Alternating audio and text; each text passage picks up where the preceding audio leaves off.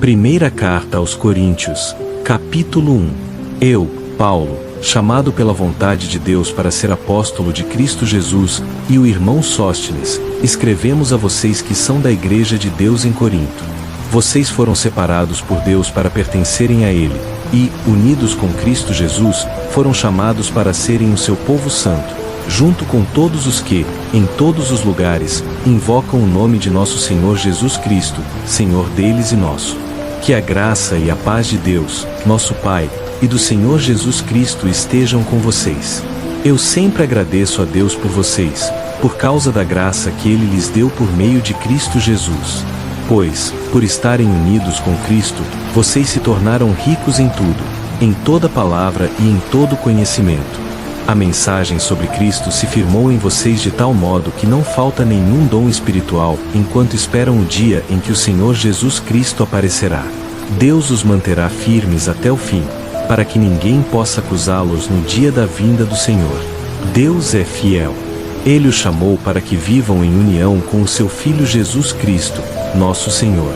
Irmãos, em nome de nosso Senhor Jesus Cristo, peço a vocês que todos estejam de acordo no que falam, para que não haja divisões entre vocês. Sejam unidos, tendo a mesma maneira de pensar e a mesma opinião. Pois, irmãos, algumas pessoas da família de Cloé me informaram que há brigas entre vocês. E digo que cada um de vocês está dizendo coisas como, eu sigo Paulo, ou eu sigo Apolo, ou eu sigo Pedro, ou ainda, eu sigo Cristo. Será que Cristo está dividido? Será que foi Paulo quem morreu na cruz em favor de vocês? Ou será que foi em nome de Paulo que vocês foram batizados? Dou graças a Deus porque não batizei nenhum de vocês, a não ser Crispo e Gaio. Assim ninguém pode dizer que foi batizado em meu nome. É verdade que batizei também a família de Estéfanas. Fora isso, não me lembro de ter batizado mais ninguém. Pois Cristo não me enviou para batizar, mas para anunciar o Evangelho.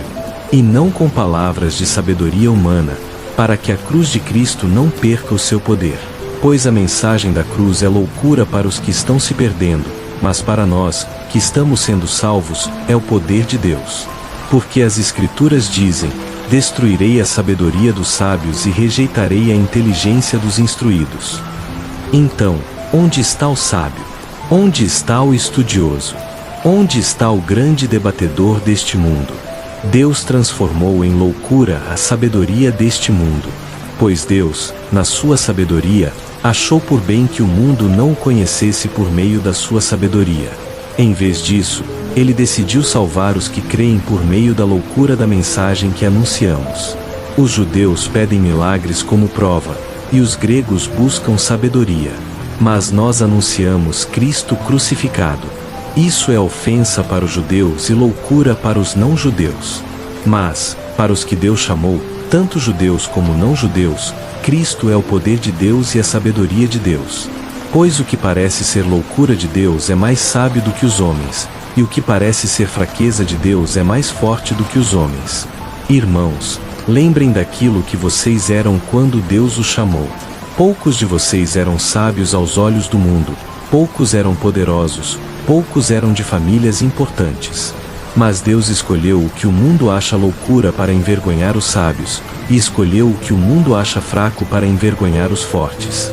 Ele escolheu o que para o mundo não vale nada, aquilo que é desprezado, aquilo que não é nada, para reduzir a nada o que o mundo acha importante. Assim, ninguém pode se orgulhar diante de Deus. É por causa dele que vocês estão unidos com Cristo Jesus, o qual se tornou, da parte de Deus, nossa sabedoria, justiça, santidade e salvação. Portanto, como dizem as Escrituras, quem quiser se orgulhar, que se orgulhe no Senhor.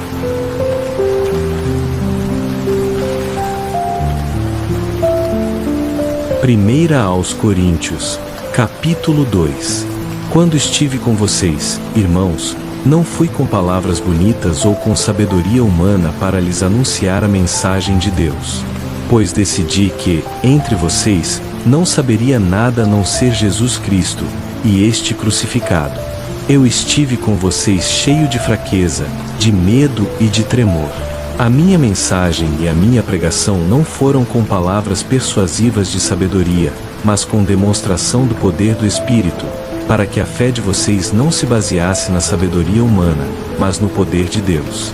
Entretanto, entre os que já são maduros na fé, falamos de sabedoria. Não a sabedoria deste mundo ou dos poderosos que estão sendo reduzidos a nada.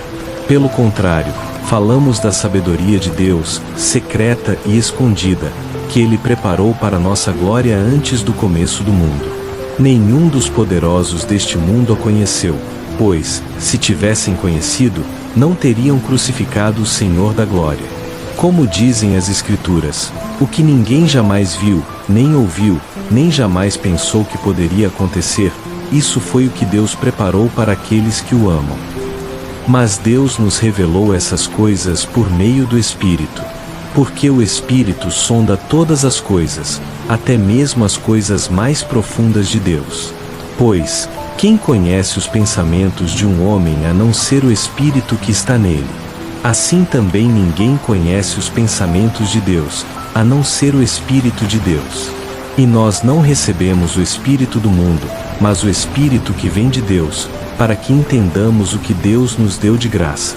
Quando falamos disso, não usamos palavras ensinadas pela sabedoria humana, mas palavras ensinadas pelo Espírito, explicando realidades espirituais para os que são espirituais. Mas a pessoa natural não aceita as coisas do Espírito de Deus, pois para ela são loucura, e não é capaz de entendê-las, porque elas se discernem espiritualmente. Porém, a pessoa espiritual julga todas as coisas, mas ela mesma não é julgada por ninguém. Pois, como dizem as Escrituras, quem conheceu a mente do Senhor para que possa instruí-lo? Mas nós temos a mente de Cristo.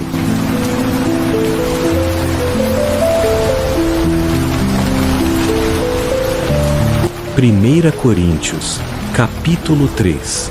Irmãos, não pude falar a vocês como a pessoas espirituais, mas como a pessoas mundanas, como a crianças em Cristo.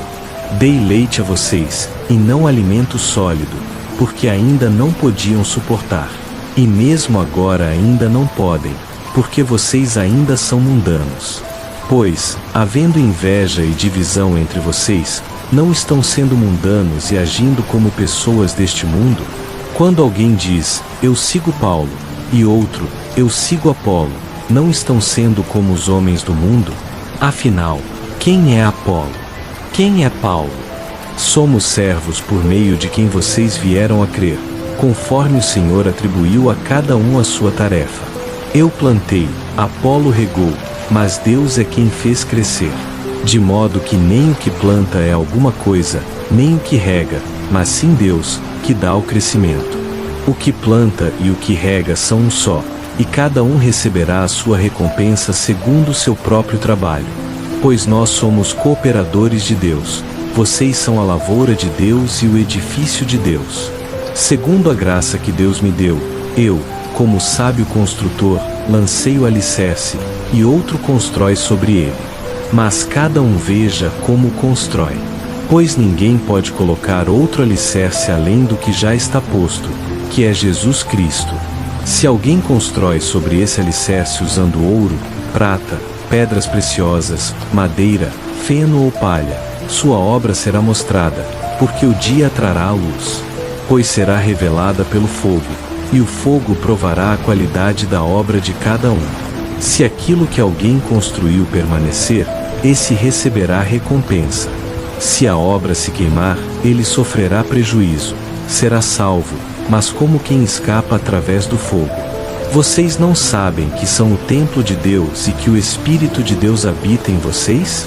Se alguém destruir o templo de Deus, Deus o destruirá, pois o templo de Deus, que são vocês, é sagrado. Ninguém se engane a si mesmo. Se algum de vocês pensa que é sábio segundo os padrões deste mundo, torne-se louco para se tornar sábio. Pois a sabedoria deste mundo é loucura diante de Deus. Está escrito, ele apanha os sábios na própria astúcia deles. E também, O Senhor conhece os pensamentos dos sábios e sabe que são inúteis. Portanto, ninguém se orgulhe de homens. Pois tudo é de vocês: Paulo, Apolo, Pedro, o mundo, a vida, a morte, o presente e o futuro. Tudo é de vocês. E vocês são de Cristo, e Cristo é de Deus.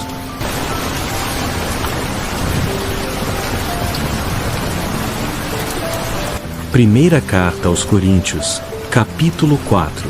Que todos nos considerem simplesmente como servos de Cristo e encarregados dos mistérios de Deus. Ora, o que se exige desses encarregados é que sejam fiéis. Para mim, pouco importa ser julgado por vocês ou por qualquer tribunal humano, nem eu mesmo me julgo. Embora em nada me considere culpado, nem por isso sou justificado. Quem me julga é o Senhor. Portanto, não julguei nada antes do tempo, até que o Senhor venha. Ele trará à luz o que está oculto nas trevas e manifestará as intenções do coração. Então cada um receberá de Deus o louvor que merece. Irmãos, apliquei essas coisas a mim e a Apolo, para o bem de vocês, a fim de que aprendam em nós a não ir além do que está escrito, e não se orgulhem, tomando partido de um contra o outro. Pois quem é que faz você diferente dos outros? O que você tem que não tenha recebido?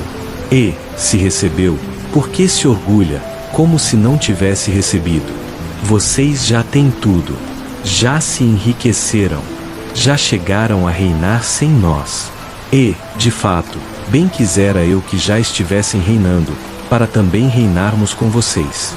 Porque me parece que Deus nos pôs a nós, os apóstolos, em último lugar, como condenados à morte. Tornamo-nos espetáculo para o mundo, tanto para anjos como para homens. Nós somos loucos por causa de Cristo, mas vocês são sábios em Cristo. Nós somos fracos, mas vocês são fortes. Vocês são respeitados, mas nós somos desprezados. Até agora passamos fome, sede, andamos mal vestidos, somos maltratados, não temos moradia certa. Trabalhamos arduamente com nossas próprias mãos. Quando somos insultados, abençoamos. Quando perseguidos, suportamos. Quando caluniados, respondemos com bondade. Até agora fomos tratados como a escória do mundo, como o lixo de todos. Não escrevo isso para envergonhá-los, mas para adverti-los como meus filhos amados. Ainda que tivessem 10.000 mestres em Cristo, não teriam muitos pais, pois eu os gerei em Cristo Jesus pelo Evangelho. Portanto, suplico a vocês, sejam meus imitadores. Por isso enviei a vocês Timóteo, meu filho amado e fiel no Senhor. Ele lembrará a vocês a minha maneira de viver em Cristo Jesus, de acordo com o ensino que dou em toda parte, em todas as igrejas. Alguns de vocês ficaram orgulhosos, como se eu não fosse mais visitá-los. Mas, se o Senhor quiser, logo irei até vocês. Então conhecerei não as palavras desses orgulhosos, mas o poder deles. Pois o reino de Deus não consiste em palavras, mas em poder. O que preferem? Que eu vá até vocês com vara, ou com amor e espírito de mansidão?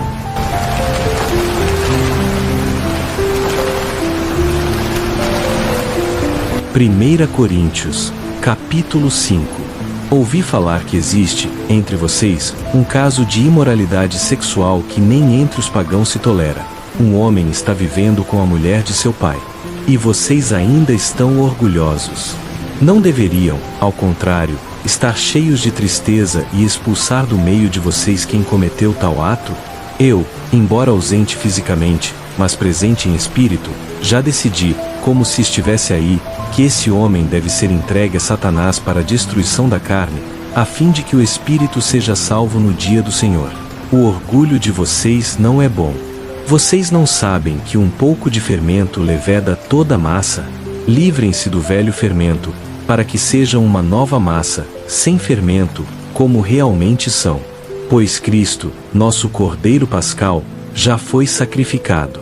Por isso, celebremos a festa, não com o fermento velho, nem com o fermento da maldade e da perversidade, mas com os pães sem fermento da sinceridade e da verdade. Na carta que escrevi anteriormente, disse que vocês não deviam associar-se com pessoas imorais. Não me refiro, porém, aos imorais deste mundo em geral, ou aos gananciosos, ladrões e idólatras, pois então seria necessário sair do mundo. Mas agora lhes escrevo que não se associem com qualquer pessoa que, dizendo-se irmão, seja imoral, ganancioso, idólatra, caluniador, bêbado ou ladrão. Com uma pessoa dessas vocês nem devem comer. Pois como haveria eu de julgar os de fora? Não são vocês que devem julgar os de dentro. Deus julgará os de fora. Expulsem esse perverso do meio de vocês.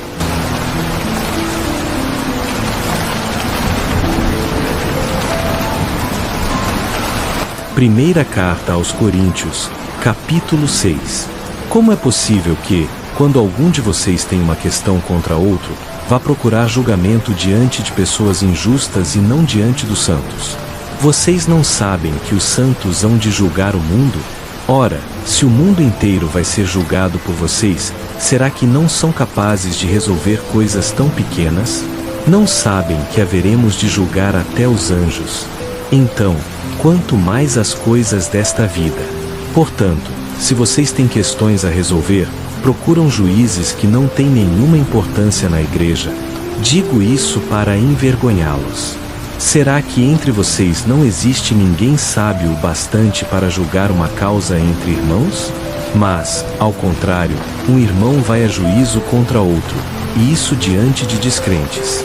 O simples fato de haver processos entre vocês já é uma derrota. Por que não sofrer a injustiça? Por que não aceitar o prejuízo? Mas vocês mesmos cometem injustiça e prejudicam, e fazem isso com os próprios irmãos. Vocês não sabem que os injustos não herdarão o reino de Deus? Não se enganem, nem imorais, nem idólatras, nem adúlteros, nem praticantes de atos homossexuais, nem ladrões, nem avarentos, nem bêbados, nem caluniadores, nem exploradores herdarão o reino de Deus. Alguns de vocês eram assim, mas foram lavados, foram santificados, foram justificados em nome do Senhor Jesus Cristo e no Espírito de nosso Deus. Vocês dizem, tudo me é permitido. Mas nem tudo convém. Tudo me é permitido. Mas eu não deixarei que nada me domine. Os alimentos são para o estômago e o estômago para os alimentos, mas Deus destruirá ambos. O corpo, porém, não é para a imoralidade, mas para o Senhor, e o Senhor para o corpo. Deus ressuscitou o Senhor, e também nos ressuscitará pelo seu poder. Vocês não sabem que os corpos de vocês são membros de Cristo? Tomarei, então, os membros de Cristo e os unirei a uma prostituta? De modo nenhum. Vocês não sabem que aquele que se une a uma prostituta torna-se um só corpo com ela? Pois está escrito, os dois se tornarão uma só carne. Mas aquele que se une ao Senhor é um só espírito com ele. Fujam da imoralidade sexual. Qualquer outro pecado que alguém comete é fora do corpo, mas quem peca sexualmente peca contra o próprio corpo. Vocês não sabem que o corpo de vocês é templo do Espírito Santo, que habita em vocês, o qual receberam de Deus. Vocês não são de vocês mesmos, foram comprados por alto preço. Portanto, glorifiquem a Deus no corpo de vocês.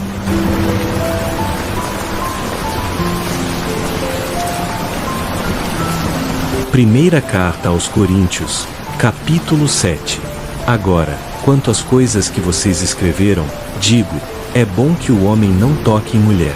Mas, por causa da imoralidade, cada homem deve ter sua própria esposa, e cada mulher o seu próprio marido. O marido deve cumprir o seu dever conjugal para com a esposa, e da mesma forma a esposa para com o marido. A mulher não tem autoridade sobre o seu próprio corpo, mas sim o marido. E, da mesma forma, o marido não tem autoridade sobre o seu próprio corpo, mas sim a esposa. Não se recusem um ao outro, a não ser por mútuo consentimento e por algum tempo, para se dedicarem à oração. Depois unam-se novamente, para que Satanás não os tente por não conseguirem dominar-se. Digo isso como concessão, não como mandamento. Gostaria que todos os homens fossem como eu.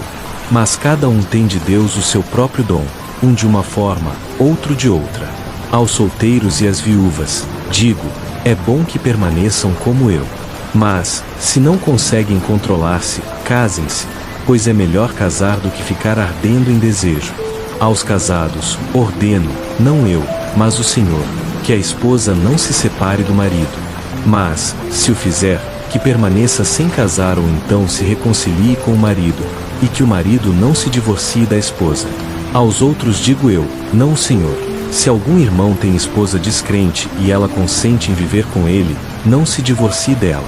E se alguma mulher tem marido descrente e ele consente em viver com ela, não se divorcie dele. Pois o marido descrente é santificado por meio da esposa, e a esposa descrente é santificada por meio do marido crente. Se não fosse assim, os filhos de vocês seriam impuros, mas agora são santos. Mas, se o descrente quiser separar-se, que se separe. Em tais casos o irmão ou a irmã não está sujeito à servidão. Deus nos chamou para vivermos em paz. Pois como você sabe, mulher, se salvará o seu marido? Ou como você sabe, marido, se salvará a sua esposa? No mais, cada um viva conforme o Senhor o chamou, cada um conforme era quando Deus o chamou.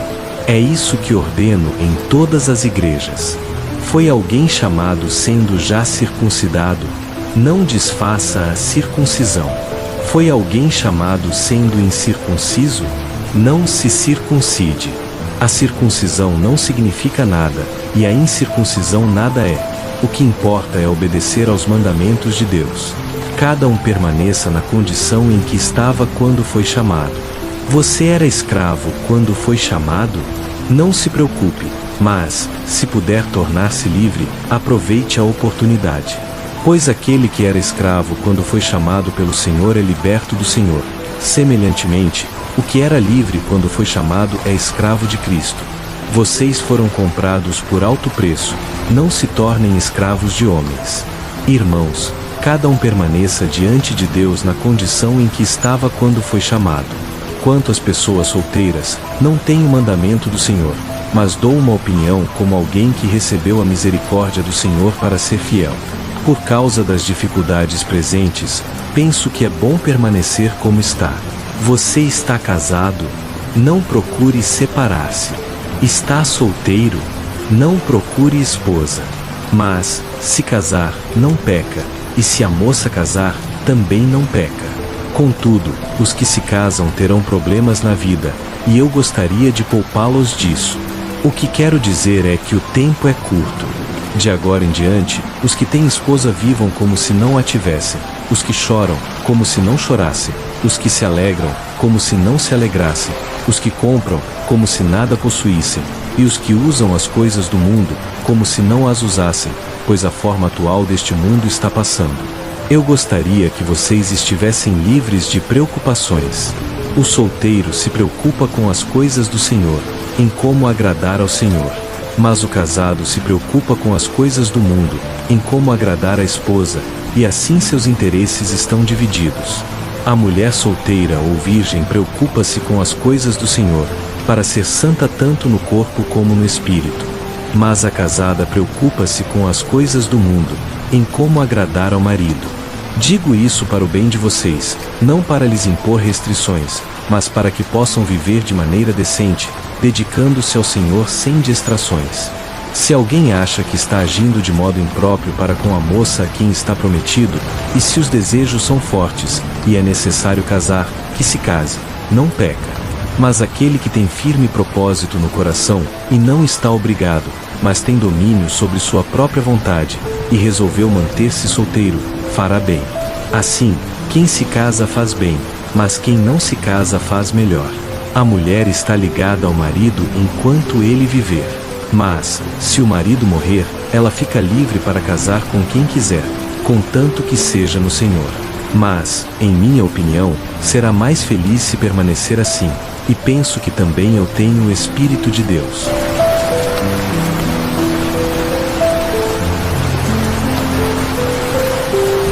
Primeira Carta aos Coríntios, capítulo 8. Agora, quanto aos alimentos sacrificados a ídolos, sabemos que todos temos conhecimento. O conhecimento traz orgulho, mas o amor edifica.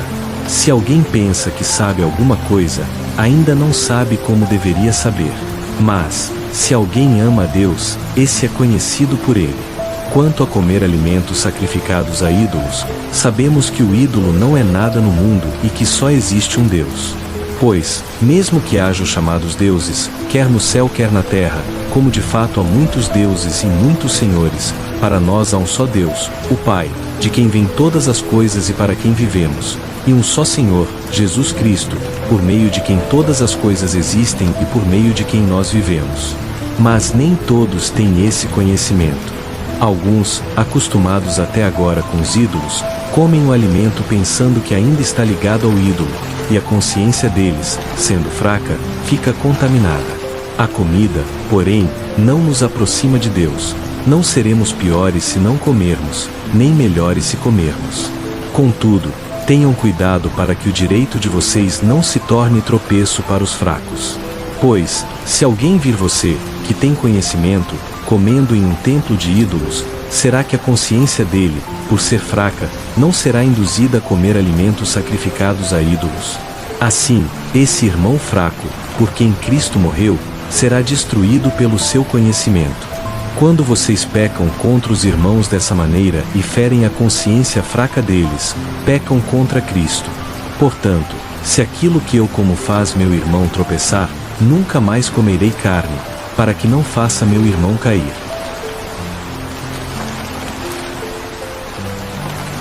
Primeira Coríntios, capítulo 9. Não sou eu livre? Não sou apóstolo? Não vi Jesus, nosso Senhor? Não são vocês o resultado do meu trabalho no Senhor? Ainda que eu não seja apóstolo para outros, certamente o sou para vocês, pois vocês são o selo do meu apostolado no Senhor. Essa é a minha defesa diante dos que me criticam. Acaso não temos o direito de comer e beber? Não temos o direito de levar conosco uma esposa crente, como fazem os outros apóstolos, os irmãos do Senhor e até Pedro?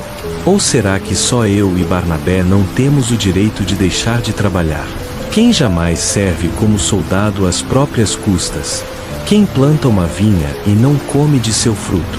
Quem cuida de um rebanho e não bebe do leite? Será que estou dizendo isso apenas em termos humanos? A própria lei não diz o mesmo, pois está escrito na lei de Moisés: não amarre a boca do boi enquanto ele estiver debulhando o cereal. Será que Deus se preocupa com bois? Não é, na verdade, por causa de nós que ele o diz? Certamente que sim. Pois aquele que lavra deve lavrar com esperança de receber parte da colheita, e aquele que debulha deve fazê-lo na esperança de participar do fruto. Se semeamos entre vocês coisas espirituais, será muito colhermos de vocês bens materiais? Se outros têm esse direito sobre vocês, não o teríamos nós em maior medida? Mas não usamos desse direito. Ao contrário, tudo suportamos para não pôr obstáculo algum ao Evangelho de Cristo. Vocês não sabem que os que trabalham no templo vivem das coisas do templo, e que os que servem ao altar participam do que é oferecido no altar? Assim também o Senhor ordenou aos que pregam o Evangelho que vivam do Evangelho. Mas eu não usei de nenhum desses direitos. E não escrevo isso para que agora seja feito assim comigo. Prefiro morrer a que alguém tire de mim este motivo de orgulho. Pois, quando prego o Evangelho, não posso me orgulhar, porque sobre mim pesa essa obrigação. Ai de mim se não pregar o Evangelho. Se faço isso de livre vontade, tenho recompensa. Se não de livre vontade, é apenas uma responsabilidade que me foi confiada. Qual é, então, a minha recompensa? É que, pregando o Evangelho, eu o apresente de graça, sem usar plenamente dos meus direitos no Evangelho. Embora seja livre de todos, fiz-me escravo de todos, para ganhar o maior número possível. Para os judeus, tornei-me como judeu, a fim de ganhar os judeus.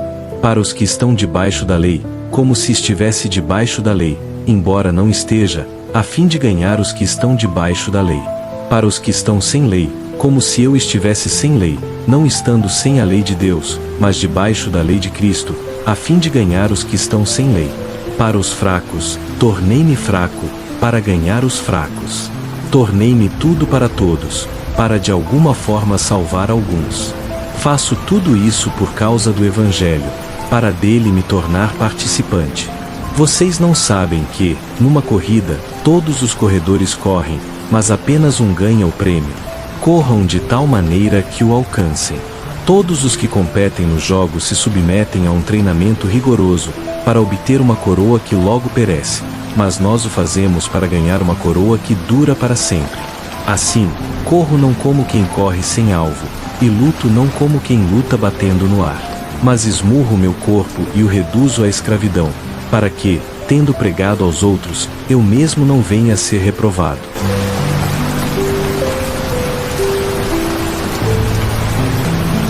Primeira Carta aos Coríntios, capítulo 10.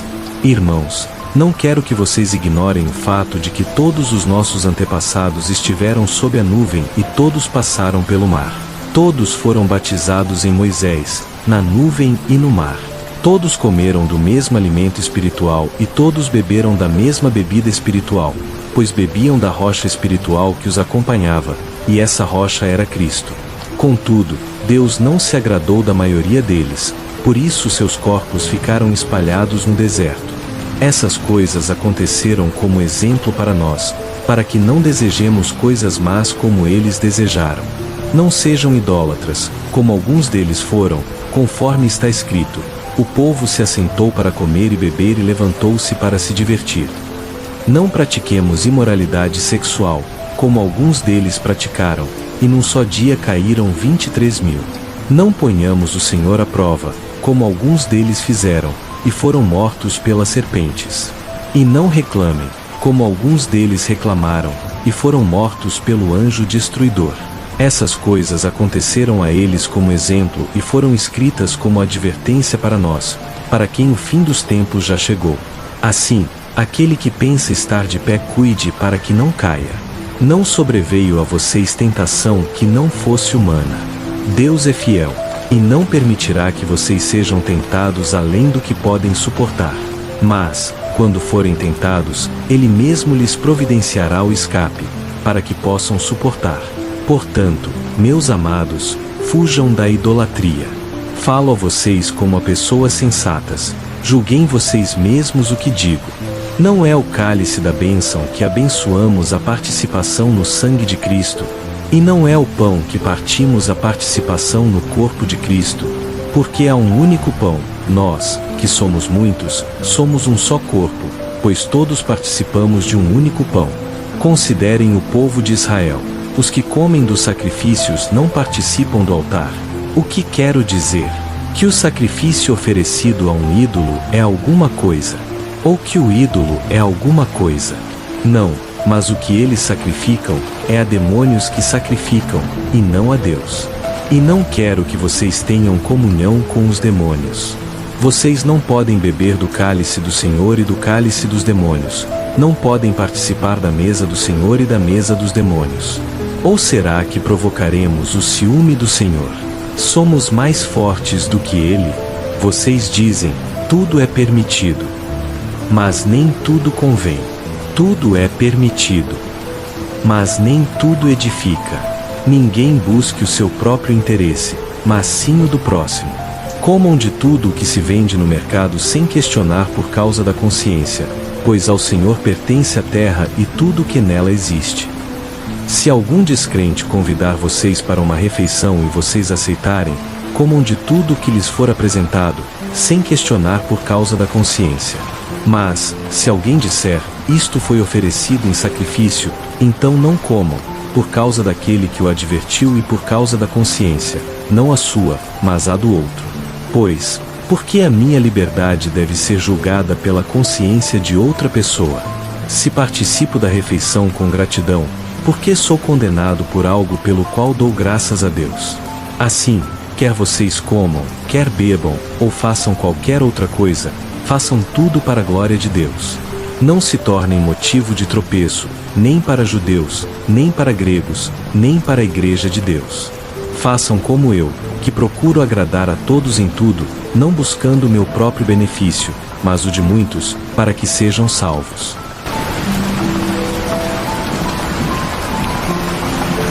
Primeira Coríntios, capítulo 11. Sejam meus imitadores, como eu sou de Cristo. Eu os elogio porque em tudo vocês se lembram de mim e retêm as tradições como as transmiti. Quero, porém, que entendam isto: o cabeça de todo homem é Cristo, o cabeça da mulher é o homem, e o cabeça de Cristo é Deus. Todo homem que ora ou profetiza com a cabeça coberta desonra a sua cabeça. E toda mulher que ora ou profetiza com a cabeça descoberta desonra a sua cabeça. É como se a cabeça dela estivesse rapada. Se a mulher não cobre a cabeça, deve cortar o cabelo. Mas, se é vergonhoso para a mulher ter o cabelo cortado ou raspado, então que cubra a cabeça. O homem não deve cobrir a cabeça, visto que é a imagem e glória de Deus, mas a mulher é a glória do homem. Pois o homem não se originou da mulher, mas a mulher do homem. E o homem não foi criado por causa da mulher, mas a mulher por causa do homem. Por essa razão, e por causa dos anjos, a mulher deve ter sobre a cabeça um sinal de autoridade. No entanto, no Senhor, nem a mulher é independente do homem, nem o homem da mulher. Pois assim como a mulher veio do homem, também o homem nasce da mulher. Mas tudo vem de Deus. Julguem entre vocês mesmos: é apropriado que a mulher ore a Deus sem cobrir a cabeça? A própria natureza não lhes ensina que é uma desonra para o homem ter cabelos compridos, mas que o cabelo comprido é uma glória para a mulher. O cabelo lhe foi dado em lugar de véu. Se alguém quiser discutir sobre isso, saiba que nós não temos tal costume, nem as igrejas de Deus. Agora, quanto às instruções seguintes, não posso elogiá-los, pois as reuniões de vocês fazem mais mal do que bem. Em primeiro lugar, ouço que, quando vocês se reúnem como igreja, há divisões entre vocês, e até certo ponto eu creio. De fato, é necessário que haja divergências entre vocês, para que sejam conhecidos os aprovados. Quando se reúnem, não é para comer a ceia do Senhor. Cada um come a sua própria ceia sem esperar pelos outros. Assim, enquanto um passa fome, outro se embriaga. Será que vocês não têm casas onde comer e beber? Ou desprezam a igreja de Deus e humilham os que nada têm? Que direi? Devo elogiá-los por isso? Certamente não. Pois eu recebi do Senhor o que também lhes transmiti, que o Senhor Jesus, na noite em que foi traído, tomou o pão e, tendo dado graças, partiu-o e disse: Isto é o meu corpo, que é dado por vocês. Façam isto em memória de mim. Da mesma forma, depois da ceia, tomou o cálice e disse: Este cálice é a nova aliança no meu sangue. Façam isto sempre que o beberem em memória de mim. Porque sempre que comerem deste pão e beberem deste cálice, vocês anunciam a morte do Senhor até que ele venha. Portanto, todo aquele que comer do pão ou beber do cálice do Senhor indignamente será culpado de pecar contra o corpo e o sangue do Senhor. Examine-se, pois, cada um a si mesmo, e então coma do pão e beba do cálice. Pois quem come e bebe sem discernir o corpo do Senhor come e bebe para sua própria condenação. Por isso há entre vocês muitos fracos e doentes, e vários já dormiram. Mas, se nós nos examinássemos a nós mesmos, não seríamos julgados. Quando, porém, somos julgados pelo Senhor, estamos sendo disciplinados para não sermos condenados com o mundo. Assim, meus irmãos, quando se reunirem para comer, esperem uns pelos outros. Se alguém estiver com fome, coma em casa, para que as reuniões de vocês não resultem em condenação. Quanto ao mais, quando eu for, darei instruções.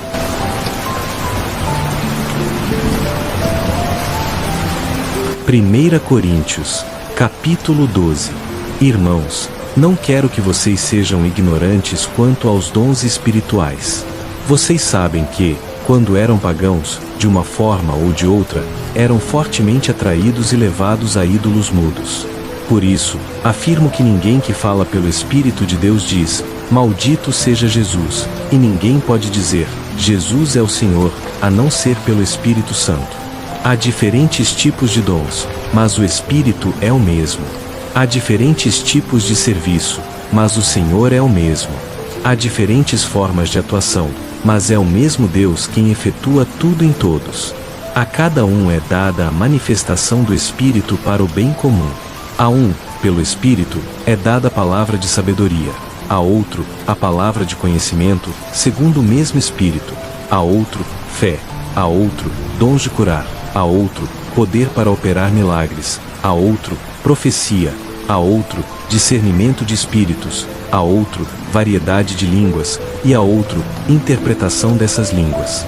Mas é um só e o mesmo Espírito que opera todas essas coisas, distribuindo-as a cada um conforme Ele quer.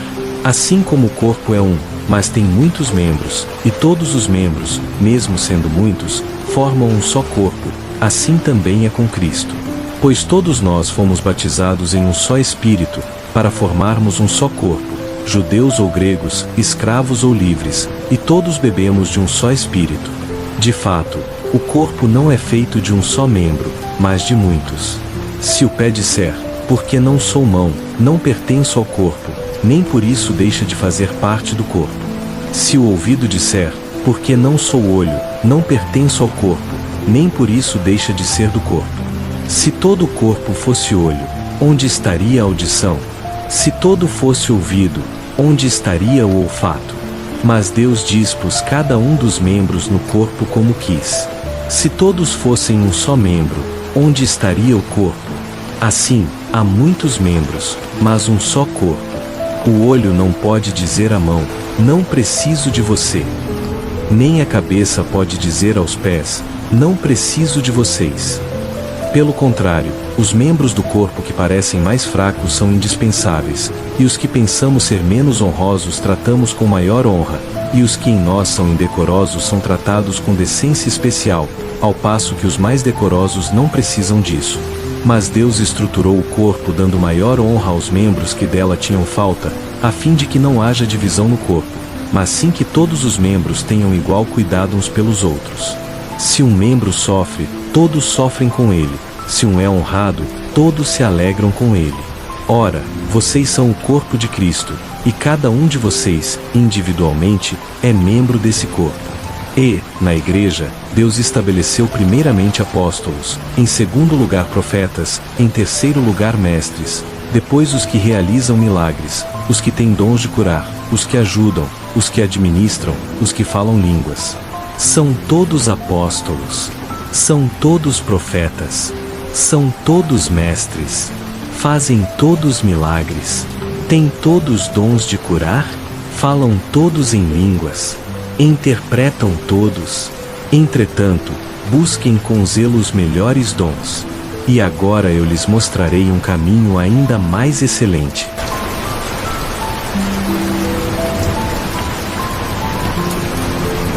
Primeira Coríntios, capítulo 13. Ainda que eu fale as línguas dos homens e dos anjos, se não tiver amor, serei como o sino que ressoa ou como o prato que retine. Ainda que eu tenha o dom de profecia, saiba todos os mistérios e todo o conhecimento, e tenha uma fé capaz de mover montanhas, se não tiver amor, nada serei. Ainda que eu dê tudo o que possuo aos pobres e entregue o meu corpo para ser queimado, se não tiver amor, nada disso me valerá. O amor é paciente, o amor é bondoso. Não inveja, não se vangloria, não se orgulha. Não maltrata, não busca seus próprios interesses, não se irrita facilmente, não guarda rancor. O amor não se alegra com a injustiça, mas se alegra com a verdade. Tudo sofre, tudo crê, tudo espera, tudo suporta. O amor nunca perece, mas as profecias desaparecerão, as línguas cessarão, o conhecimento passará. Pois conhecemos em parte e profetizamos em parte. Quando, porém, vier o que é perfeito, o que é imperfeito desaparecerá. Quando eu era menino, falava como menino, pensava como menino, raciocinava como menino. Quando me tornei homem, deixei para trás as coisas de menino. Agora vemos apenas um reflexo obscuro, como em espelho, mas então veremos face a face. Agora conheço em parte, então conhecerei plenamente, da mesma forma como sou plenamente conhecido. Assim, permanecem agora estes três: a fé, a esperança e o amor. Mas o maior deles é o amor.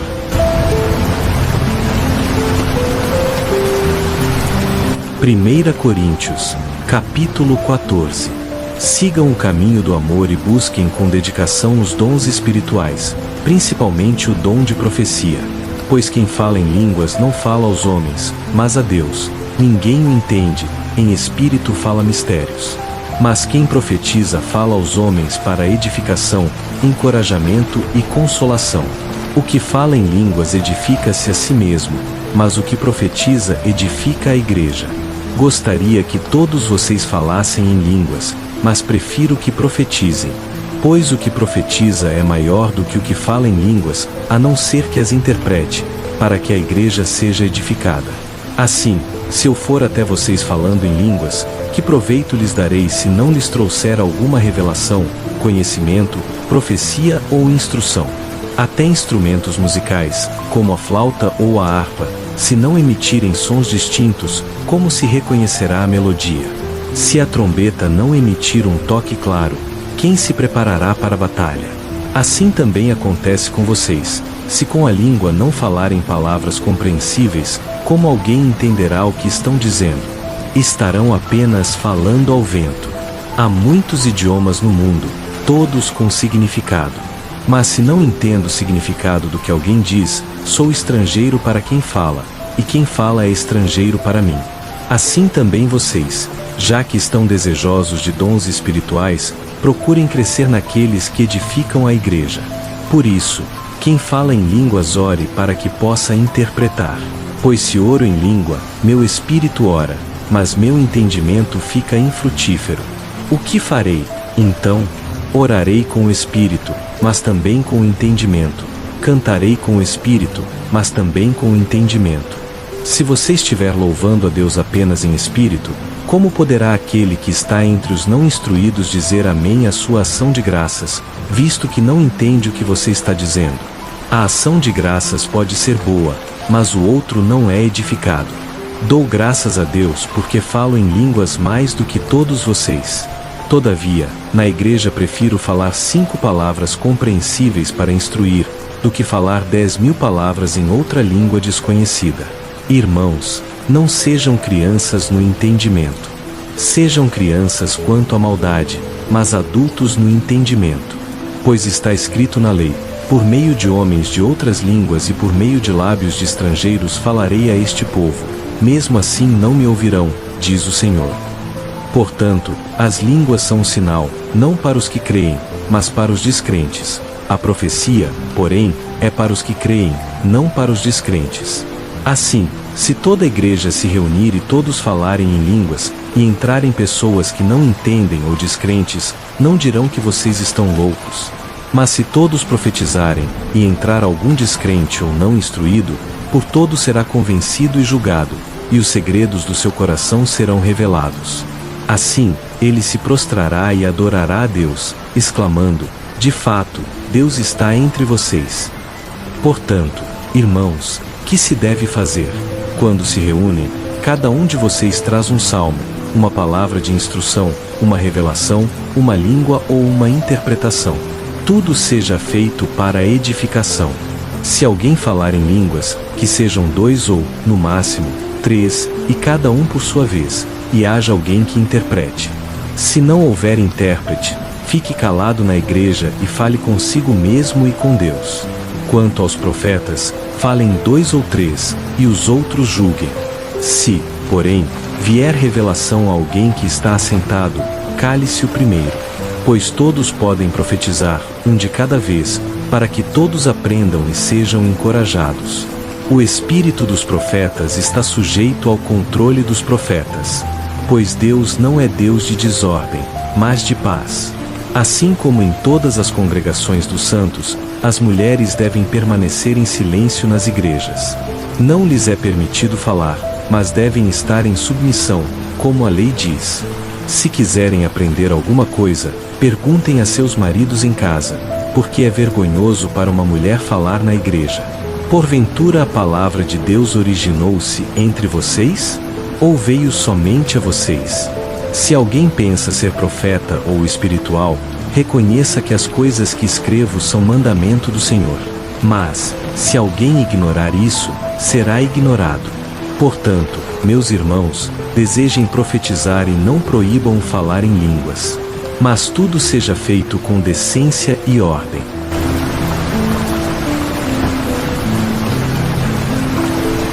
Primeira Coríntios, capítulo 15. Irmãos, venho lembrar-lhes o evangelho que lhes preguei, que vocês receberam e no qual permanecem firmes. Por meio dele vocês são salvos, se retiverem a palavra tal como a preguei. Caso contrário, terão crido em vão. Pois o que primeiramente lhes transmiti foi isto: que Cristo morreu pelos nossos pecados, segundo as Escrituras, foi sepultado e ressuscitou ao terceiro dia, segundo as Escrituras, e apareceu a Pedro, e depois aos 12. Depois disso, apareceu a mais de 500 irmãos de uma só vez, dos quais a maioria ainda vive, embora alguns já tenham dormido. Apareceu também a Tiago e, depois, a todos os apóstolos. E, por último, apareceu a mim também, como alguém nascido fora de tempo. Pois sou o menor dos apóstolos, nem sequer mereço ser chamado apóstolo, porque persegui a igreja de Deus. Mas, pela graça de Deus, sou o que sou, e a graça dele não foi inútil. Antes trabalhei mais do que todos eles, não eu, porém a graça de Deus comigo. Portanto, quer tenha sido eu, quer tenham sido eles, é isso que pregamos, e é nisso que vocês creram. Ora, se prega que Cristo ressuscitou dentre os mortos, como alguns de vocês dizem que não há ressurreição dos mortos. Se não há ressurreição, então Cristo não ressuscitou. E, se Cristo não ressuscitou, é inútil a nossa pregação, e inútil também a fé de vocês.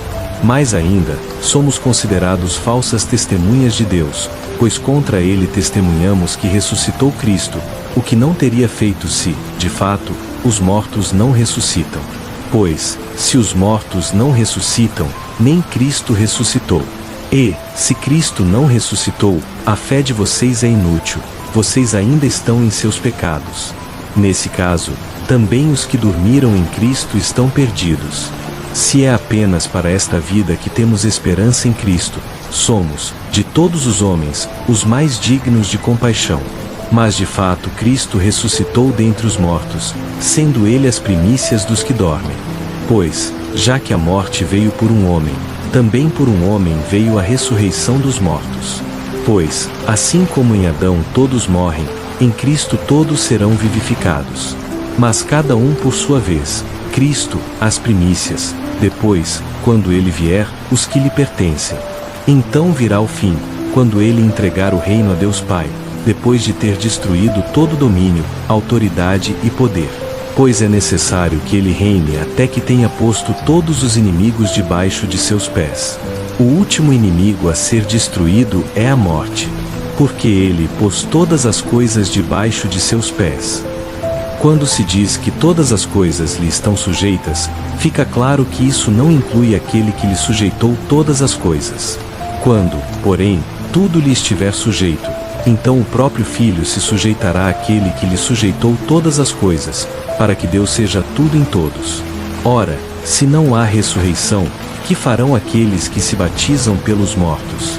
Se os mortos não ressuscitam, por que então se batizam por eles? E nós, por que nos expomos a perigos a toda hora? Dia após dia enfrento a morte. Isso é tão certo como o orgulho que tenho de vocês em Cristo Jesus, nosso Senhor. Se, como homem, lutei com feras em Éfeso, que ganhei com isso, se os mortos não ressuscitam? Se não há ressurreição, comamos e bebamos, porque amanhã morreremos. Não se deixem enganar, as más companhias corrompem os bons costumes.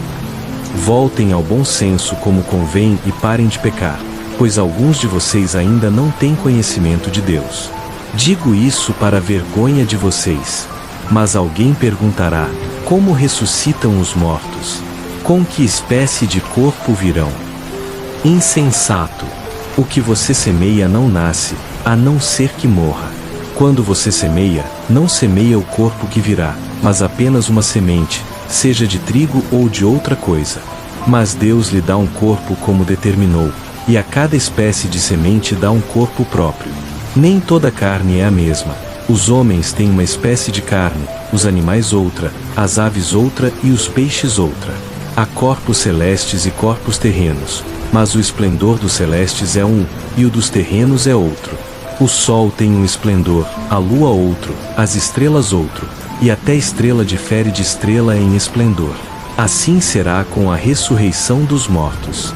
O corpo que é semeado perecível ressuscita imperecível, é semeado em desonra, ressuscita em glória, é semeado em fraqueza, ressuscita em poder, é semeado corpo natural, ressuscita corpo espiritual. Se há corpo natural, há também corpo espiritual.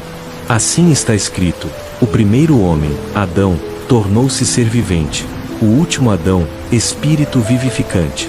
O espiritual não vem primeiro, mas o natural, depois, o espiritual. O primeiro homem era do pó da terra, o segundo homem, do céu. Assim como foi o homem terreno, assim também são os que são da terra, e assim como é o homem celestial, assim também serão os que são do céu. E, assim como trouxemos a imagem do terreno, traremos também a imagem do celestial. Declaro a vocês, irmãos, que carne e sangue não podem herdar o reino de Deus, nem o que é perecível pode herdar o imperecível. Eis o mistério: nem todos dormiremos, mas todos seremos transformados, no momento, num abrir e fechar de olhos, ao som da última trombeta. Pois a trombeta soará, os mortos ressuscitarão incorruptíveis, e nós seremos transformados. Pois é necessário que o que é corruptível se revista da incorruptibilidade, e o que é mortal se revista da imortalidade. E, quando o que é corruptível se revestir da incorruptibilidade, e o que é mortal se revestir da imortalidade, então se cumprirá a palavra que está escrita: a morte foi destruída pela vitória. Onde está, ó morte, a sua vitória? Onde está, ó morte, o seu aguilhão? O aguilhão da morte é o pecado, e a força do pecado é a lei. Mas graças a Deus, que nos dá a vitória por meio de nosso Senhor Jesus Cristo. Portanto, meus amados irmãos, mantenham-se firmes e que nada os abale. Sejam sempre dedicados à obra do Senhor, pois vocês sabem que, no Senhor, o trabalho de vocês não será inútil.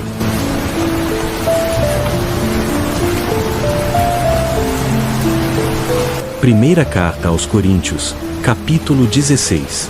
Quanto à coleta em favor dos santos, façam também vocês como ordenei às igrejas da Galácia. No primeiro dia da semana, cada um de vocês separe uma quantia, conforme a sua prosperidade, e a vá juntando, para que não se façam coletas quando eu chegar. Quando eu for, darei cartas àqueles que vocês aprovarem, e enviarei esses irmãos a Jerusalém com a oferta de vocês. E, se for conveniente que eu também vá, eles irão comigo. Irei visitá-los depois de passar pela Macedônia, pois vou atravessar a Macedônia. Talvez eu permaneça com vocês algum tempo, ou até mesmo passe o inverno, para que vocês me ajudem a seguir viagem para onde quer que eu vá. Não quero apenas vê-los de passagem agora, mas espero permanecer algum tempo com vocês, se o Senhor permitir. Ficarei, porém, em Éfeso até o Pentecostes, porque se abriu para mim uma porta ampla e promissora, mas há muitos adversários. Se Timóteo for até vocês, vejam que não tenha nada a temer enquanto estiver com vocês, porque ele trabalha na obra do Senhor, assim como eu. Portanto, ninguém o despreze. Ajudem-no a prosseguir em paz, para que venha até mim, pois espero que ele chegue com os irmãos. Quanto ao irmão Apolo, insisti muito que fosse com os irmãos até vocês, mas ele não quis ir agora, irá quando tiver oportunidade. Vigiem, estejam firmes na fé, sejam corajosos, sejam fortes. Que todas as coisas de vocês sejam feitas com amor. Peço ainda, irmãos, que reconheçam a família de Estéfanas, que foram os primeiros convertidos na Acaia, e se dedicaram ao serviço dos santos. Estejam sujeitos a pessoas como eles, e a todos que cooperam e trabalham na obra. Alegro-me com a presença de Estéfanas, Fortunato e Acaico, porque supriram o que vocês não puderam me oferecer pessoalmente. Eles trouxeram alívio ao meu espírito e também ao de vocês. Portanto, valorizem pessoas como eles. As igrejas da província da Ásia saúdam vocês. Áquila e Priscila os saúdam calorosamente no Senhor, com a igreja que se reúne na casa deles. Todos os irmãos daqui os saúdam. Saúdem uns aos outros com um ósculo santo. Eu, Paulo, escrevo esta saudação de próprio punho. Se alguém não ama o Senhor, seja amaldiçoado. Maranata. A graça do Senhor Jesus esteja com vocês. O meu amor esteja com todos vocês em Cristo Jesus. Amém.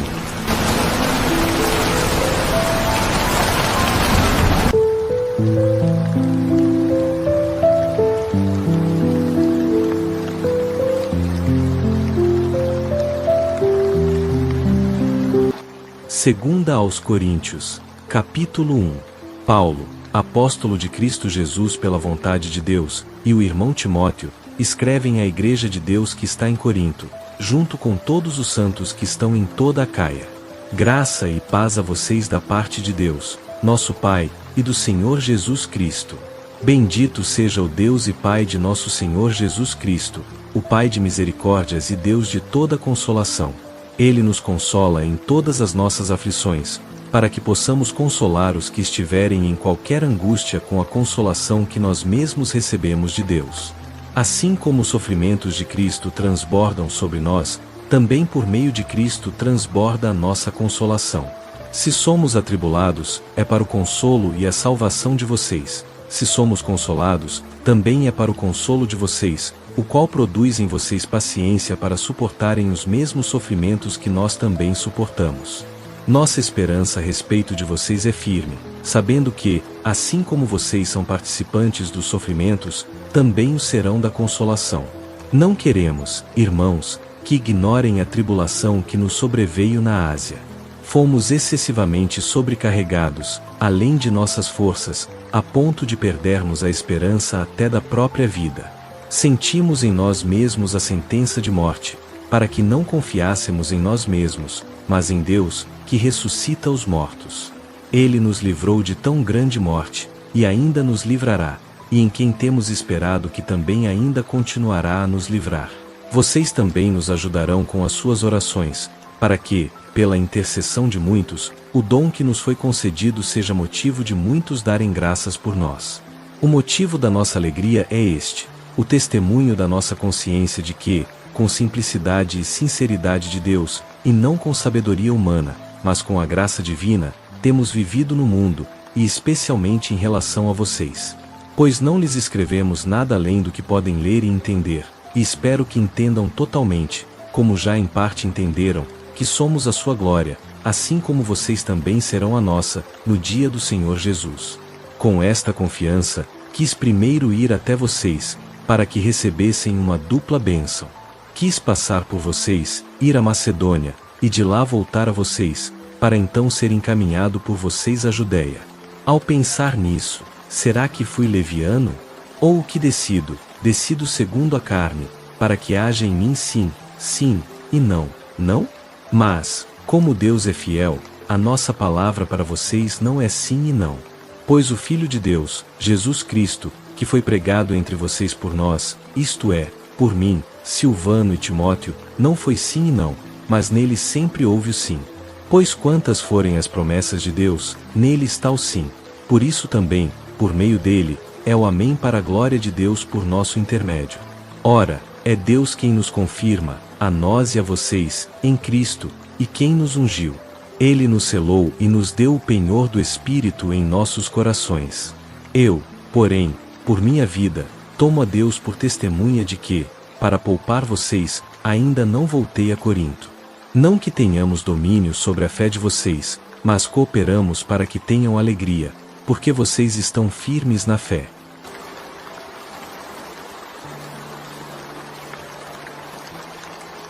Segunda aos Coríntios, capítulo 2. Resolvi, em mim mesmo, não ir outra vez a vocês com tristeza. Pois, se eu os entristeço, quem é que me alegrará, senão aquele que foi entristecido por mim? Escrevi como escrevi, para que, quando eu fosse, não tivesse tristeza da parte dos que deveriam me alegrar, confiando em todos vocês que a minha alegria é a de todos. Foi em grande aflição, com angústia de coração e muitas lágrimas, que lhes escrevi, não para que fossem entristecidos, mas para que soubessem o grande amor que tenho por vocês. Se alguém causou tristeza, não me entristeceu apenas a mim, mas, em parte, para não exagerar, a todos vocês. Basta a essa pessoa a repreensão feita pela maioria. Agora, pelo contrário, vocês devem perdoar e consolar, para que não seja consumido por excessiva tristeza. Por isso, peço que confirmem o amor para com ele. Pois também foi por isso que escrevi, para ter a prova de que vocês são obedientes em tudo. A quem vocês perdoam alguma coisa, eu também perdoo, e o que perdoei, se é que tive alguma coisa a perdoar, por causa de vocês o fiz na presença de Cristo, para que Satanás não tenha vantagem sobre nós, porque não ignoramos as suas intenções. Quando cheguei a Troade para pregar o Evangelho de Cristo, e uma porta me foi aberta no Senhor, não tive sossego no meu espírito, porque não encontrei o irmão Tito. Por isso, despedi-me deles e parti para a Macedônia. Mas graças a Deus, que sempre nos conduz em triunfo em Cristo, e por nosso intermédio manifesta, em todo lugar, a fragrância do seu conhecimento. Porque somos para Deus o bom perfume de Cristo, entre os que são salvos e entre os que se perdem. Para estes, somos cheiro de morte para a morte, mas, para aqueles, aroma de vida para a vida. E quem é suficiente para essas coisas? Pois não somos, como muitos, mercadores da palavra de Deus. Pelo contrário, em Cristo falamos diante de Deus com sinceridade, como enviados de Deus.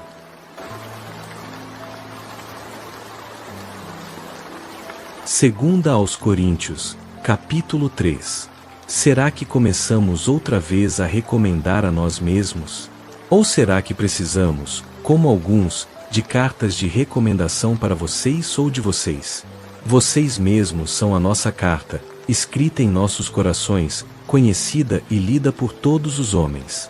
Já é manifesto que vocês são carta de Cristo, ministrada por nós, escrita não com tinta, mas com o Espírito do Deus vivo, não em tábuas de pedra, mas em tábuas de carne, isto é, nos corações. E é por meio de Cristo que temos tal confiança em Deus.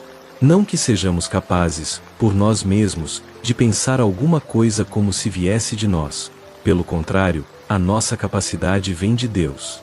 Ele nos tornou ministros de uma nova aliança, não da letra, mas do Espírito, porque a letra mata, mas o Espírito vivifica.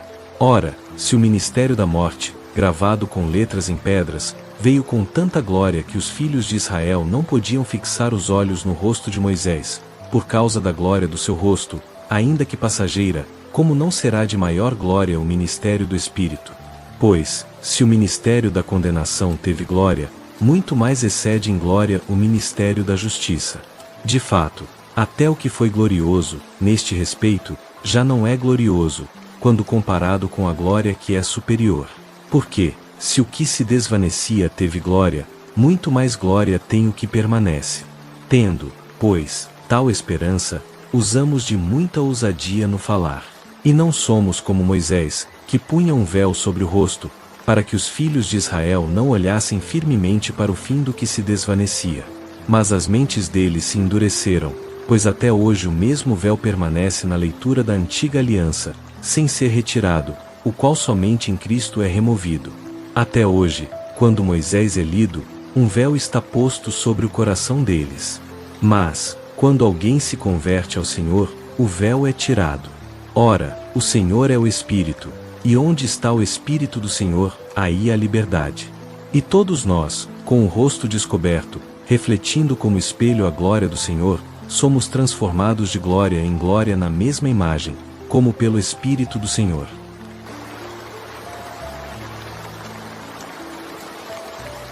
Segunda aos Coríntios, capítulo 4. Por isso, tendo este ministério, segundo a misericórdia que nos foi concedida, não desanimamos.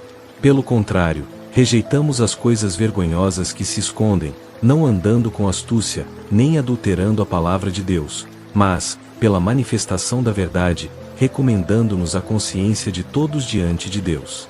Se o nosso Evangelho ainda está encoberto, é para os que se perdem que está encoberto, nos quais o Deus deste século cegou o entendimento dos incrédulos, para que não resplandeça sobre eles a luz do Evangelho da glória de Cristo, que é a imagem de Deus. Pois não nos pregamos a nós mesmos, mas a Cristo Jesus, o Senhor, e a nós mesmos como servos de vocês, por causa de Jesus. Porque Deus, que disse, das trevas resplandecerá a luz, é quem brilhou em nossos corações, para a iluminação do conhecimento da glória de Deus na face de Cristo. Temos, porém, este tesouro em vasos de barro, para que a excelência do poder seja de Deus e não de nós. Em tudo somos atribulados, mas não angustiados, perplexos, mas não desesperados, perseguidos, mas não abandonados, abatidos, mas não destruídos. Levamos sempre no corpo o morrer de Jesus, para que também a vida de Jesus se manifeste em nosso corpo. Pois nós, que vivemos, somos sempre entregues à morte por causa de Jesus, para que também a vida dele se manifeste em nossa carne mortal. Assim, a morte atua em nós, mas em vocês, a vida. Tendo, porém, o mesmo espírito de fé, como está escrito, cri, por isso falei, também nós cremos, por isso também falamos, sabendo que aquele que ressuscitou o Senhor Jesus também nos ressuscitará com Jesus e nos apresentará juntamente com vocês. Tudo isso é por amor de vocês, para que a graça, multiplicando-se, faça abundar as ações de graças por meio de muitos, para a glória de Deus. Por isso, não desanimamos. Ainda que o nosso homem exterior se corrompa, o interior, contudo, se renova de dia em dia. Porque a nossa leve e momentânea tribulação produz para nós um peso eterno de glória, acima de toda comparação. Não fixamos os olhos nas coisas que se veem, mas nas que não se veem, pois as que se veem são temporais, e as que não se veem são eternas.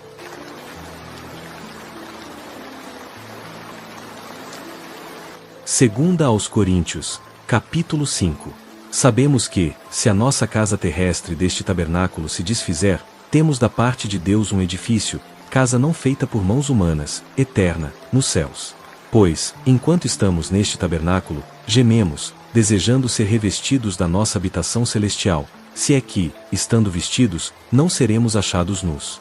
Porque, enquanto estamos neste corpo, gememos e nos angustiamos, por não querermos ser despidos, mas revestidos, para que o mortal seja absorvido pela vida.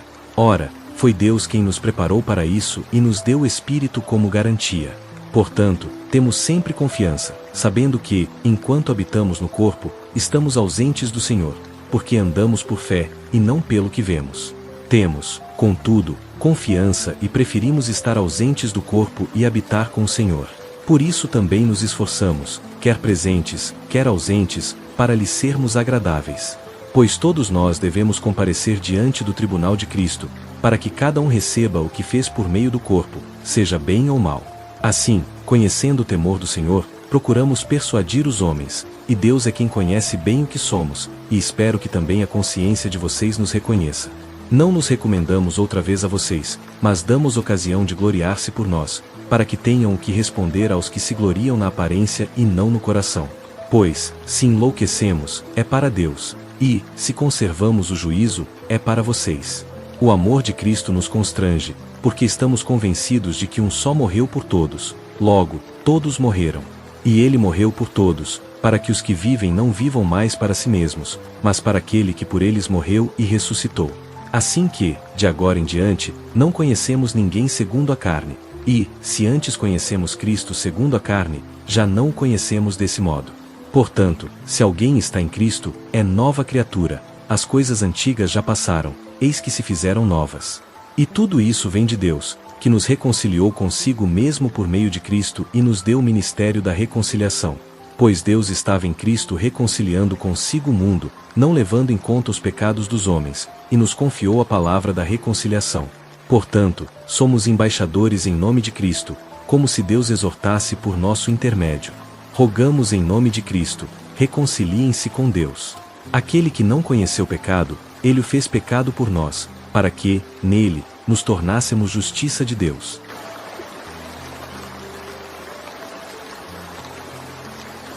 Segunda aos Coríntios, capítulo 6. Como cooperadores de Deus, também vos exortamos a que não recebam em vão a sua graça. Pois ele diz, no tempo aceitável eu te ouvi, e no dia da salvação eu te socorri. Eis, agora, o tempo aceitável, eis, agora, o dia da salvação. Não damos motivo de escândalo em coisa alguma, para que o ministério não seja censurado, mas em tudo nos recomendamos como servos de Deus, na muita paciência, nas aflições, nas necessidades, nas angústias, nos açoites, nas prisões, nos tumultos, nos trabalhos, nas vigílias, nos jejuns, na pureza, no conhecimento, na longanimidade, na bondade, no Espírito Santo, no amor não fingido, na palavra da verdade, no poder de Deus, pelas armas da justiça, à direita e à esquerda, na honra e na desonra, na má fama e na boa fama. tidos por enganadores, e, no entanto, sendo verdadeiros, como desconhecidos, mas bem conhecidos, como morrendo, mas eis que vivemos, como castigados, mas não mortos, como entristecidos, mas sempre alegres, como pobres, mas enriquecendo a muitos, como nada tendo, mas possuindo tudo. A nossa boca está aberta para vocês, ó Coríntios, o nosso coração está dilatado. Não estão limitados em nós, mas estão limitados nos próprios afetos de vocês. Portanto, em recompensa, falo como a filhos, dilatem também o coração de vocês. Não se ponham em julgo desigual com os incrédulos. Pois que sociedade pode haver entre a justiça e a iniquidade? Que comunhão entre a luz e as trevas? Que harmonia entre Cristo e Belial? Ou que união entre o crente e o incrédulo? Que ligação há entre o templo de Deus e os ídolos? Porque nós somos o templo do Deus vivo, como Deus disse, neles habitarei e entre eles andarei, eu serei o seu Deus, e eles serão o meu povo. Por isso, saiam do meio deles e separem-se, diz o Senhor, não toquem em coisas impuras, e eu os receberei. Eu serei para vocês pai, e vocês serão para mim filhos e filhas, diz o Senhor Todo-Poderoso.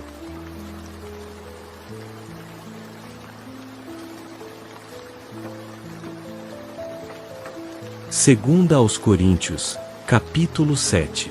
Portanto, amados, tendo essas promessas, purifiquemo-nos de toda a impureza da carne e do espírito, aperfeiçoando a santidade no temor de Deus.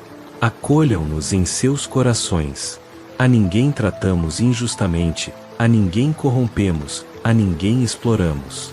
Não digo isso para condenar vocês, porque já lhes disse antes que estão em nosso coração, para juntos morrermos e juntos vivermos. Tenho grande confiança em vocês e muito me orgulho de vocês, estou cheio de consolo, transbordo de alegria em toda a nossa tribulação. Porque, quando chegamos à Macedônia, nenhum alívio tivemos. Em tudo fomos atribulados, lutas por fora, temores por dentro. Mas Deus, que consola os abatidos, nos consolou com a vinda de Tito, e não apenas com a vinda dele, mas também com a consolação que recebeu de vocês. Ele nos contou da saudade, do pranto e do zelo que tem por mim, de modo que a minha alegria se tornou ainda maior. Porque, se os entristeci com a minha carta, não me arrependo. Embora tivesse me arrependido por um momento, vejo que aquela carta os entristeceu apenas por pouco tempo. Agora me alegro, não porque foram entristecidos, mas porque essa tristeza os levou ao arrependimento. Vocês foram entristecidos segundo Deus, de modo que não sofreram nenhum dano da nossa parte. Pois a tristeza segundo Deus produz arrependimento para a salvação, do qual ninguém se arrepende, mas a tristeza do mundo produz morte. Vejam o que a tristeza segundo Deus produziu em vocês: que dedicação, que defesa, que indignação, que temor, que saudade, que zelo, que desejo de justiça. Em tudo vocês mostraram que são inocentes nesse assunto. Portanto, ainda que eu tenha escrito, não foi por causa daquele que fez o mal, nem por causa daquele que sofreu a injustiça, mas para que o zelo de vocês por nós fosse manifestado diante de Deus. Por isso fomos consolados. E, além da nossa consolação, mais ainda nos alegramos pelo gozo de Tito, porque o espírito dele foi revigorado por todos vocês. Pois, se diante dele me orgulhei de vocês em alguma coisa, não fiquei envergonhado. Mas, assim como tudo o que dissemos a vocês foi verdadeiro, também o que dissemos diante de Tito se mostrou verdadeiro. E o carinho dele por vocês cresce ainda mais, quando lembra da obediência de todos, de como receberam com temor e tremor. Alegro-me de poder confiar em vocês em tudo.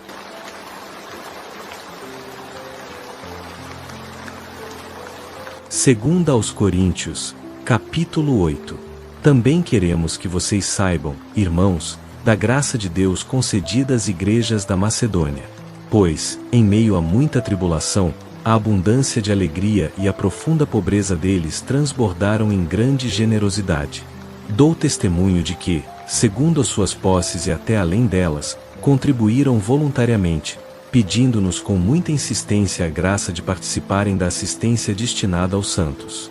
E não somente fizeram como esperávamos, mas a si mesmos se entregaram primeiro ao Senhor, depois, a nós, pela vontade de Deus. Por isso, recomendamos a Tito que, assim como já havia começado, completasse essa obra de graça entre vocês. Mas, assim como em tudo vocês são abundantes, em fé, em palavra, em conhecimento, em dedicação e no amor para conosco, façam com que também sejam abundantes nessa graça. Não digo isso como mandamento, mas, para provar pela dedicação de outros, a sinceridade do amor de vocês.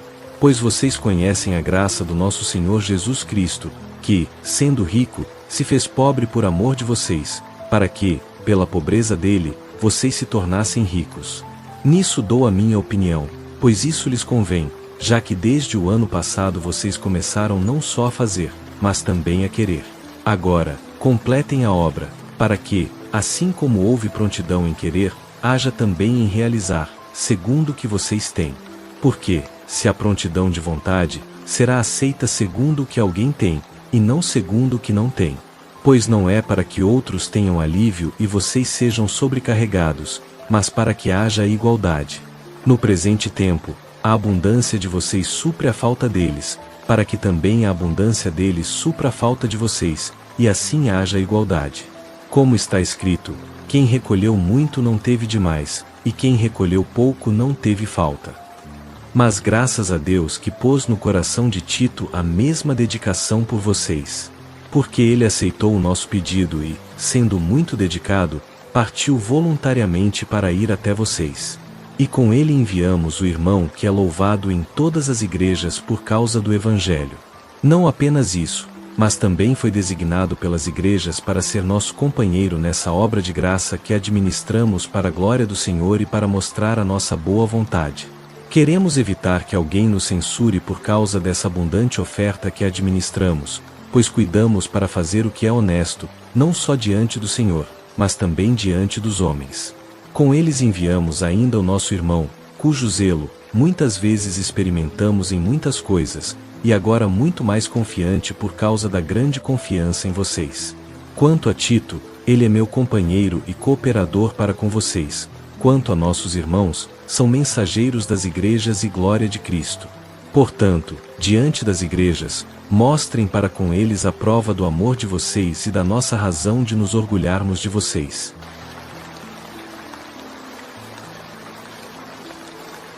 Segunda aos Coríntios, capítulo 9. Quanto à assistência aos santos, é desnecessário escrever a vocês, pois conheço a boa vontade de vocês, da qual me orgulho entre os macedônios, dizendo que a Acaia está preparada desde o ano passado, e o zelo de vocês tem estimulado a muitos. Contudo, enviei os irmãos, para que o nosso orgulho a respeito de vocês não seja anulado nesse ponto, a fim de que estejam preparados, como tenho dito. Para que, se alguns macedônios forem comigo e os encontrarem despreparados, nós, para não dizer vocês, não sejamos envergonhados por essa confiança. Por isso, achei necessário recomendar aos irmãos que fossem adiante de mim até vocês e preparassem de antemão a oferta generosa que prometeram, para que esteja pronta como expressão de generosidade e não de avareza. E digo isto: quem semeia pouco, pouco também colherá, e quem semeia com fartura também colherá. Cada um contribua segundo tiver proposto no coração, não com tristeza ou por obrigação, porque Deus ama quem dá com alegria. E Deus é poderoso para fazer abundar em vocês toda a graça, a fim de que, tendo sempre em tudo toda suficiência, sejam abundantes em toda boa obra. Como está escrito: espalhou, deu aos pobres, a sua justiça permanece para sempre. Ora, aquele que dá semente ao que semeia e pão para alimento também multiplicará a sementeira de vocês e aumentará os frutos da sua justiça. Vocês serão enriquecidos em tudo para toda generosidade, a qual, por nosso intermédio, resulta em ações de graças a Deus. Porque a prestação desse serviço não só supre a necessidade dos santos, mas também transborda em muitas ações de graças a Deus. Pela prova dessa ministração, muitos glorificarão a Deus pela obediência da confissão que vocês fazem do Evangelho de Cristo, e pela generosidade de vocês em repartir com eles e com todos. E, orando eles por vocês, terão grande afeto por causa da extraordinária graça de Deus que há em vocês. Graças a Deus pelo seu dom inefável.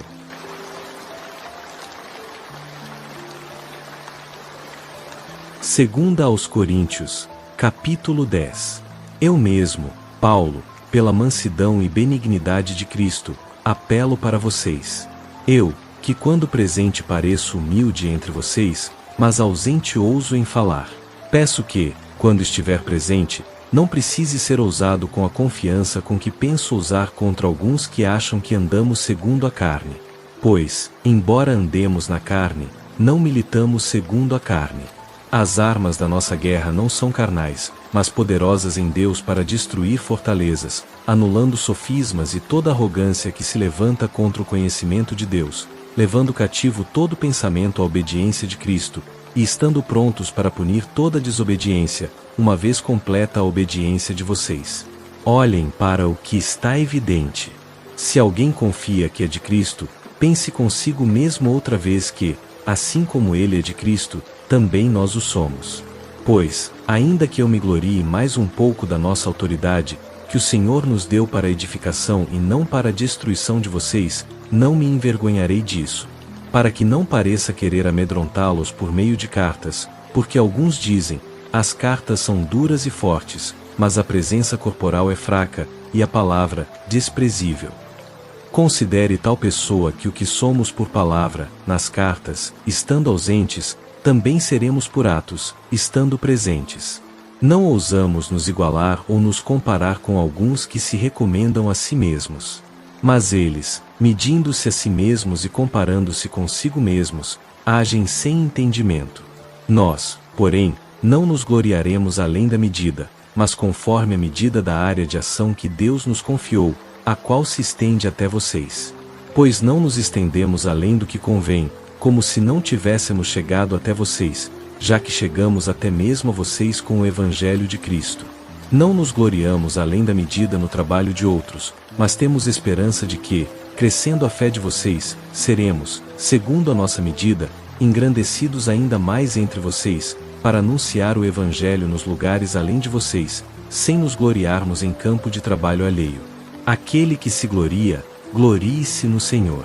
Porque não é aprovado quem a si mesmo se recomenda, mas sim aquele a quem o Senhor recomenda. Segunda aos Coríntios, capítulo 11. Tomara Deus que suportassem um pouco da minha loucura, pois também eu poderia gloriar-me, como alguns se gloriando, mas não seria sensato. Falarei das coisas que me enfraquecem, para que não pareça arrogância. Se alguém pensa ser forte, também eu sou, embora não faça uso de tais privilégios. Escrevo essas coisas não para causar tristeza a vocês, mas para que se reconheça o zelo que tenho por vocês, e que ninguém vos engane com palavras suaves. Pois sinto ciúmes de vocês, como Deus sente ciúmes de Cristo. Dei-me por esposa a um só marido, para apresentá-los a Cristo como pura virgem. Mas temo que, assim como a serpente enganou Eva com astúcia, assim também vocês sejam corrompidos da simplicidade que há em Cristo. Pois, se alguém vem pregar outro Jesus, ou se recebem outro Espírito, ou um evangelho diferente do que vocês receberam, toleram bem.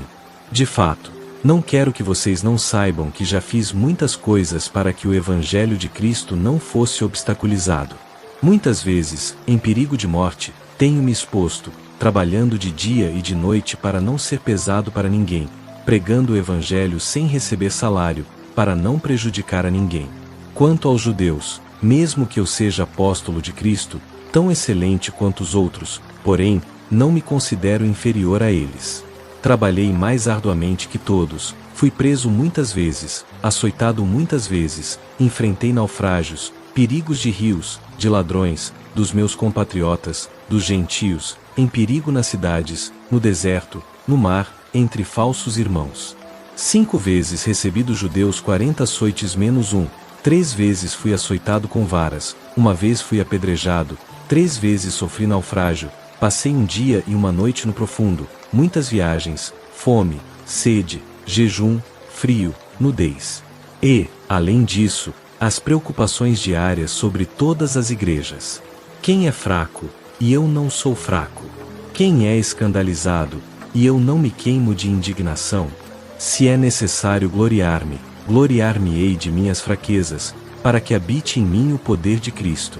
Por isso, por amor de Cristo, alegro-me nas fraquezas, nos insultos, nas necessidades, nas perseguições, nas angústias, porque quando sou fraco, então sou forte.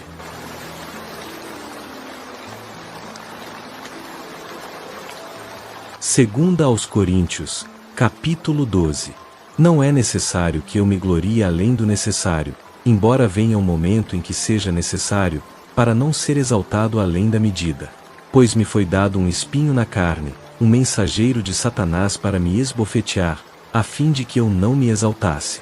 3 vezes roguei ao Senhor que o afastasse de mim, mas ele me disse: a minha graça te basta, porque o meu poder se aperfeiçoa na fraqueza.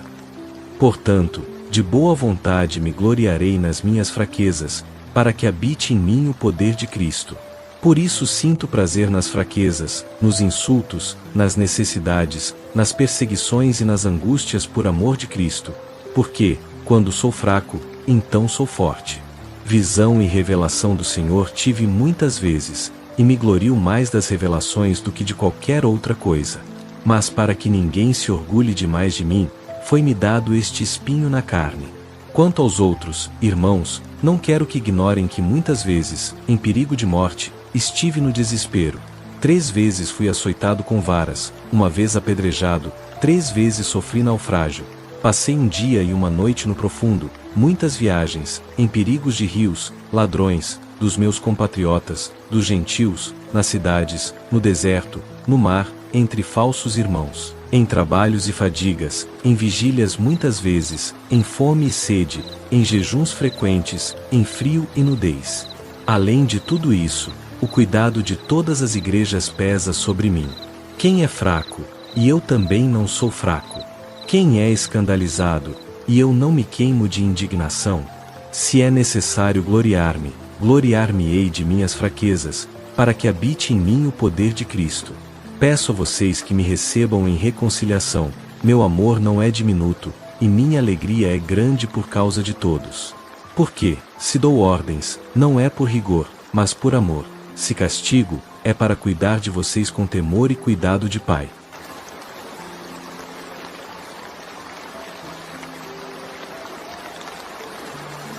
Segunda aos Coríntios, capítulo 13. Irmãos, agora chego à vossa presença pela 3ª vez. No boca a boca, dizem alguns, ou em cartas, eu venho com poder, para que, quando eu estiver presente, não precise ser rigoroso com aqueles que não acreditam. Pois pedem provas de Cristo falando em nós, e as palavras e atos demonstram que Ele está vivo em nós. Examinem-se vocês mesmos se estão na fé. Provem a si mesmos.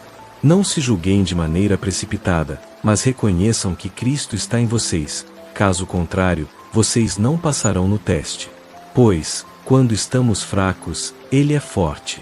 Não quero que sejam enganados, mas que estejam plenamente preparados para todas as boas obras.